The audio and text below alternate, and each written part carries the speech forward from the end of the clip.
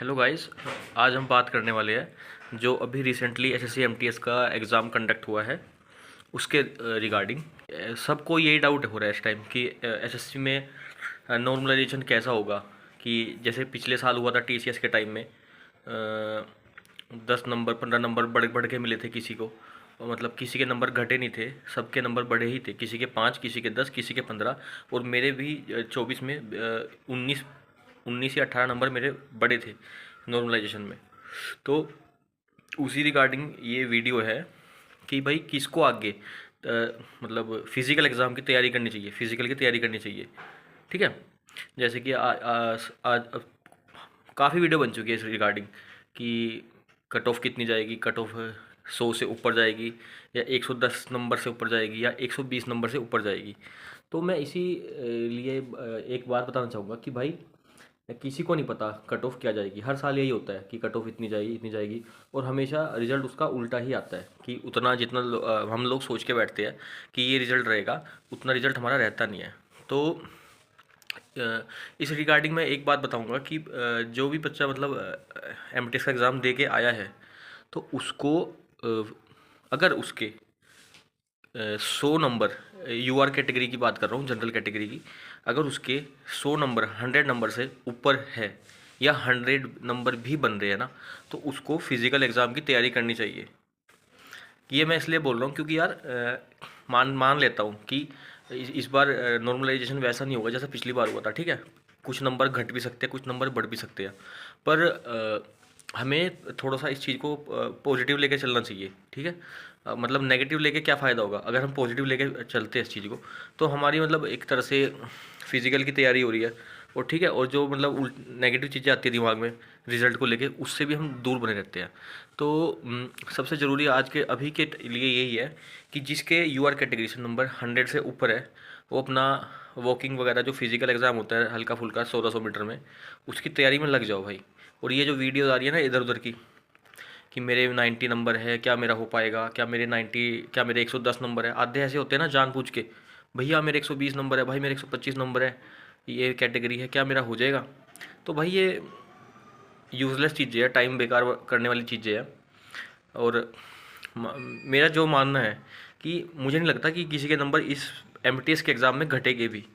वो मैं क्यों कह रहा हूँ, क्योंकि मैंने यार हर शिफ्ट का ना मतलब जो उसका रिव्यू होता है वो देखा है, और मेरा भी एग्ज़ाम था। तो मैं खुद भी एग्ज़ाम दे के आया हूँ। जो स्टार्टिंग की शिफ्ट थी 4, 5 और 6 फरवरी की, उसको मैं मान के चल रहा हूँ हार्डेस्ट शिफ्ट में। स्टार्टिंग में जो शिफ्ट आई है उसमें जी के बड़ी अच्छे लेवल की पूछी गई है। ठीक है।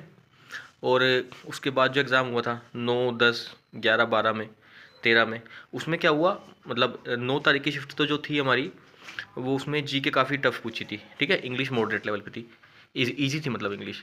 और 10 तारीख की शिफ्ट के बाद क्या हुआ, उसमें थोड़ा सा लास्ट शिफ्ट से चेंज आ गया। मतलब जीके जो थी ना एक मॉडरेट लेवल पे कर दी गई, और इंग्लिश हार्ड कर दी गई। जैसे कि एक्टिव पैसिव, पैसिव वॉइस, दो दो तीन तीन क्वेश्चन एक्टिव पैसिव के आ रहे थे उसके अंदर। और पैसेज जो था वो भी अच्छा अच्छा पूछा गया था। और जीके थी मॉडरेट लेवल पे थी, ज़्यादा मतलब ज़्यादा मैं ये नहीं कहूँगा कि ऊट पटांग जीके इधर उधर की कुछ पूछी गई। जो बिल्कुल पूछने वाली चीज़ें हैं, जिसका लग रहा था अंदाज़ा कि ये पूछ सकता है एसएससी, वो ही पूछी गई है इसके अंदर। ठीक है। तो 10, 11, 12 में ये चीज़ लेवल रहा है। उसके बाद जो 17, 18, 19 तारीख में एग्ज़ाम हुआ है ना, उसमें भी मतलब उसमें फिर यही चेंज हुआ है कि जीके थोड़ी सी टाइट इन्होंने एवरेज से हार्डेस्ट शिफ्ट में डाल दी, मॉडरेट से हार्ड हार्ड लेवल में डाल दी। और इंग्लिश इनका फिर वही मतलब लेवल आ गया कि इजी टू एवरेज। तो मतलब ये नहीं कह सकते कि किसी भी शिफ्ट में पेपर का लेवल इजी रहा है। इजी भाई किसी शिफ्ट में नहीं रहा सबका। हर मतलब जैसे उसमें 3 कैटेगरी में एग्ज़ाम हुआ ना। पहली कैटेगरी जो थी 4, 5, 6 फरवरी की थी, फिर 9, 10, 11, 12, 13 फरवरी, 14 फरवरी की ऐसी रही, फिर तीसरी जो थी वो 17, 18, 19 फरवरी की थी। तो उसके हिसाब से मैंने जो रिव्यू देखा है, तो एग्ज़ाम का जो मतलब एग्ज़ाम जो हुआ है ना, वो किसी का भी इजी एग्ज़ाम नहीं आया है, सबका एक मॉडरेट लेवल पे एग्ज़ाम रहा है। हाँ बस ये हुआ है किसी में इंग्लिश टफ पूछी गई है, और किसी में जी के टफ पूछी गई है। तो इसका ये मतलब नहीं कि नॉर्मलाइजेशन में किसी के नंबर घटा दिए जाएंगे। इसका तो भाई मतलब दूर दूर तक मैं नहीं समझता कि ऐसा कुछ होगा कि किसी के नंबर घट भी सकते हैं इसके अंदर। बाकी हाँ, एसएससी बहुत अनप्रिडिक्टेबल है, कुछ नहीं पता क्या हो सकता है, पर हमें जो भी एस्पिरेंट है उनको कुछ पॉजिटिव रहना चाहिए, ठीक है। जिसके नंबर 100 नंबर से, भाई देखो एग्ज़ाम आप दे के आए हो, आपने रिव्यू भी देखा होगा, तो उस हिसाब से अगर आपने कैलकुलेट करा होगा अपना स्कोर, और अगर आपका स्कोर 150 में से 150 में से जनरल कैटेगरी में 100 या 100 से ऊपर भी बन रहा है ना, तो आपको पॉजिटिव रहना चाहिए और फिजिकल एग्ज़ाम की तैयारी करनी चाहिए। और जैसे ओबीसी हो गया या एससी एसटी हो गया, इनका मैं मान सकता हूँ कि 95, ठीक है, 95 से 100 से 95 से अगर स्कोर ऊपर आ रहा है ना अपने हिसाब से जो आपने कैलकुलेशन करी होगी अब, है ना, तो उस उनको मतलब पॉजिटिव रहो और फिजिकल की ना वॉकिंग की तैयारी करो। क्योंकि जैसे मैं पिछली बार एग्ज़ाम दे के आया था, इन्होंने रिजल्ट आने के 15 दिन बाद ना फिजिकल की डेट दे दी थी मेरा।